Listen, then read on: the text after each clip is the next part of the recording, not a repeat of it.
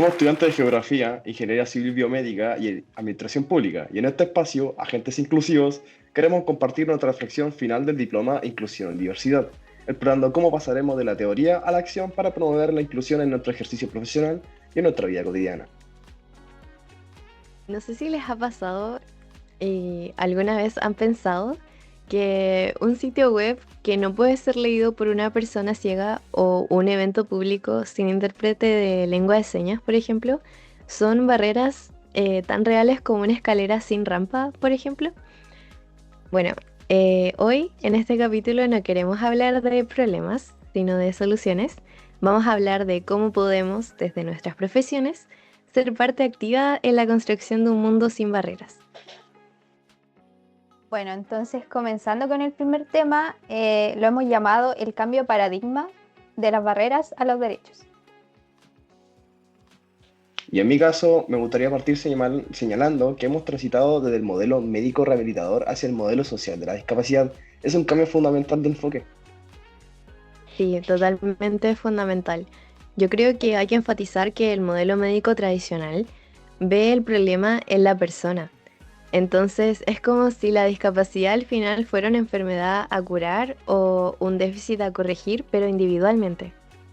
Sí, y eso justo contrasta con el modelo social donde el foco no está en la persona, sino en el entorno, donde el Cierto. problema real son las barreras que la sociedad construye y que impiden que la persona pueda participar de una manera plena. Y esa es la diferencia entre decir, esta persona no puede entrar y decir, esta puerta no está diseñada para que todas las personas entren. Sí, Sí. totalmente. Muy buena frase, Camilo. Y yo creo que para ejemplificar cada una de estas barreras, ¿les parece si vamos colocando ejemplos? Yo puedo partir con la barrera física. Dale. Entonces, ya miren, Sí. pensemos en un mesón de atención en un servicio público, como puede ser, no sé, un hospital, se me ocurre, para una persona usuaria de silla de ruedas. Entonces, esta persona ya no va a poder realizar su trámite con autonomía, ni siquiera va a poder ver a los ojos al funcionario que la está atendiendo. Entonces, ya eso no pasa por un problema de sus piernas, es un problema del diseño que tiene ese mesón. Sí. Wow, wow. En lo personal, esa barrera física es bastante cruel. Yo, por mi parte, puedo dar una barrera sensorial comunicacional. Pensemos en un video Dale. informativo del gobierno sin subtítulos ni intérprete de lengua de señas. ¿Qué pasa ahí? Estamos excluyendo automáticamente a toda la comunidad sorda al acceso a información vital. El derecho a la comunicación no está garantizado en ese caso. Sí, ese es muy buen ejemplo. Igual a mí me gustaría hablar sobre otros dos tipos de barreras para mostrar mejor el contraste. La primera, la barrera cognitiva, en donde, por ejemplo, imaginemos un trámite online que tiene lenguaje excesivamente técnico y sin una versión en lectura fácil. Esto Ya. obviamente le va a dificultar la comprensión no solo para las personas con discapacidad intelectual, sino también a las personas migrantes con barreras idiomáticas. Entonces, esta idea de que la accesibilidad lingüística es, según yo, clave para la participación ciudadana. Sí. Y para tu caso, tú ibas a abordar otra que es la más Sí. sutil y dañina, ¿verdad? La actitudinal. Sí, la barrera actitudinal, la cual se manifiesta en cómo nos relacionamos. Por ejemplo, el uso de estereotipos o un lenguaje que infantiliza al hablar, al usar frases como esta persona sufre de autismo o tratar a un adulto como un niño, estamos ignorando que la condición del espectro autista es de hecho una manifestación de la neurodiversidad humana. Es la actitud de la sociedad más la que estigmatiza y no la condición en sí. Eso de verdad es un excelente ejemplo, Darlene. Yo Sí. creo que si al final el problema está en las barreras del entorno, entonces la solución debería ser más sistemática y proactiva, no solamente Sí. reactiva. Porque, ¿por qué vamos a esperar a que alguien sea excluido para al final recién poner una rampa, por ejemplo, o un subtítulo? Y es justo ahí, Gata, en donde inicia nuestro segundo tema, las herramientas del agente inclusivo, diseñar para todas las personas. Sí, ese es el diseño universal, ¿cierto? Esa Sí. idea o la filosofía que nos obliga a pensar en la diversidad humana antes de diseñar algo.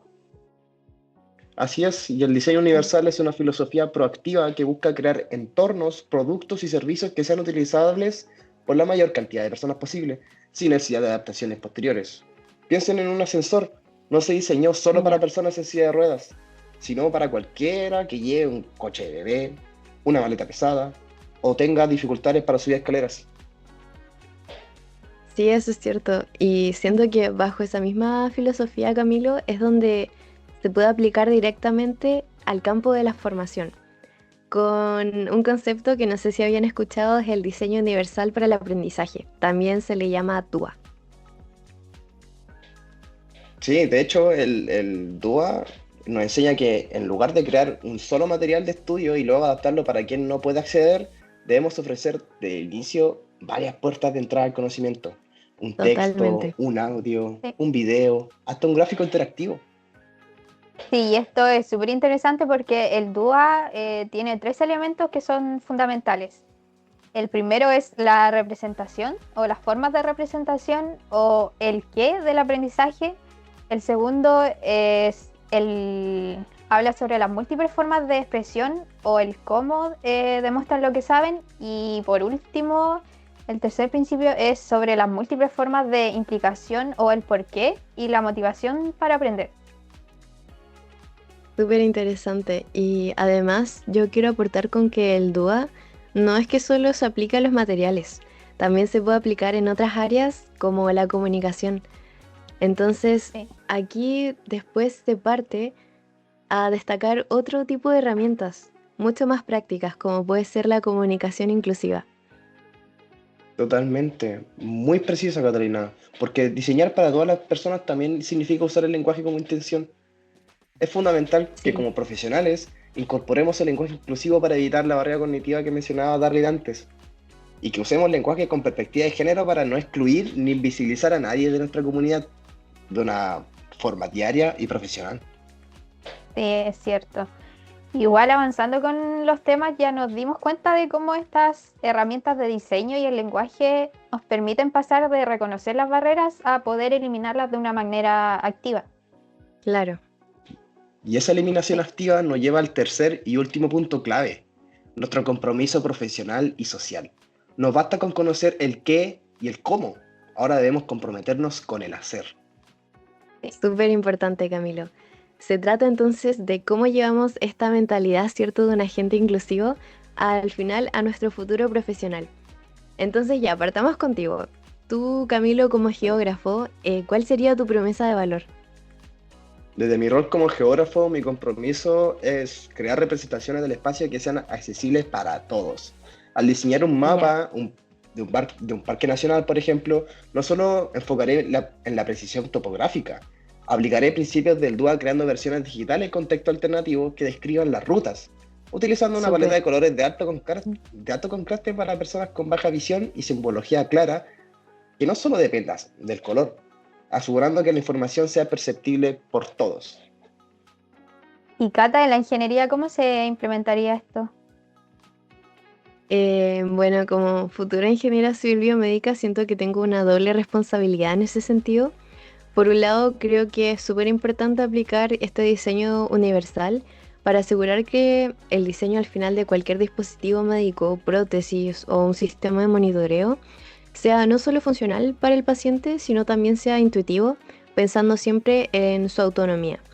Entonces, por otro lado, también creo que hay que verlo desde la parte de la infraestructura hospitalaria, Sí. porque siento que es súper importante asegurarse de cumplir siempre con esta cadena de accesibilidad.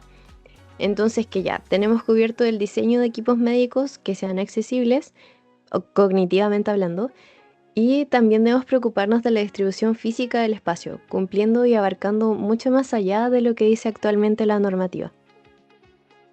Y ambos roles que mencionas siento que son fundamentales, pero además, ya habiendo tocado el tema de la normativa vigente, Darling, como tú, siendo de la administración pública, tu rol toca directamente con la formación de políticas y la gestión de servicios. ¿Cómo se Es ve eso en cierto. tu compromiso?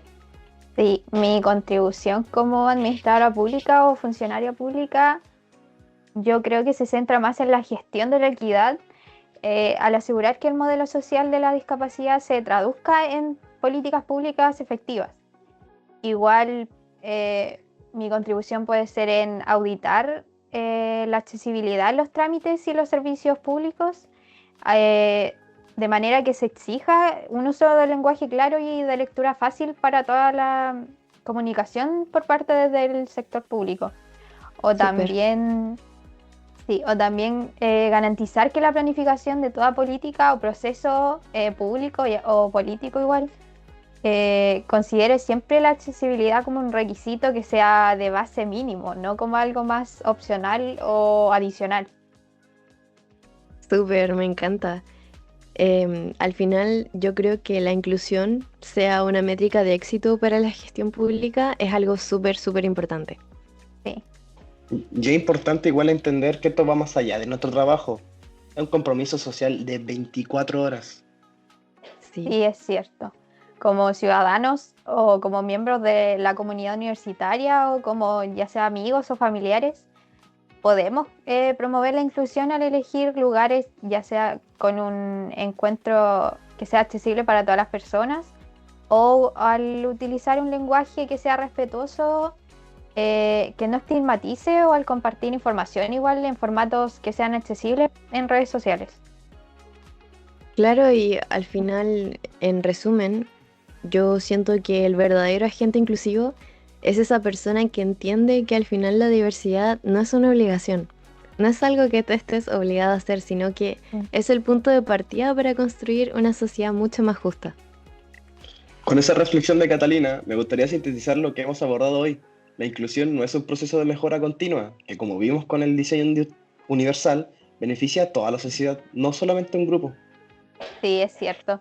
Y además, ser un agente inclusivo no significa tener todas las respuestas sobre estos temas de accesibilidad o de diversidad, sino que significa más, yo creo, tener la disposición activa a escuchar, a aprender y también a colaborar para eliminar estas barreras que la sociedad ha construido. Es una responsabilidad más bien compartida. Sí, estoy muy de acuerdo contigo. Bueno, y con esto queremos cerrar este podcast con una frase igual que ha guiado a todo un movimiento por los derechos de las personas con discapacidad. Esta frase dice: la inclusión no se diseña para las personas con discapacidad, se diseña con las personas. Sí, es cierto, es un compromiso que es tuyo, es mío también y de todos los ciudadanos. De todos. Sí. Perfecto. Y muchísimas gracias por acompañarnos en esta ocasión, en este espacio de reflexión y compromiso. Nosotros somos Darling, Catalina y Camilo. Hasta la próxima. Chao, gracias. Chao, chao.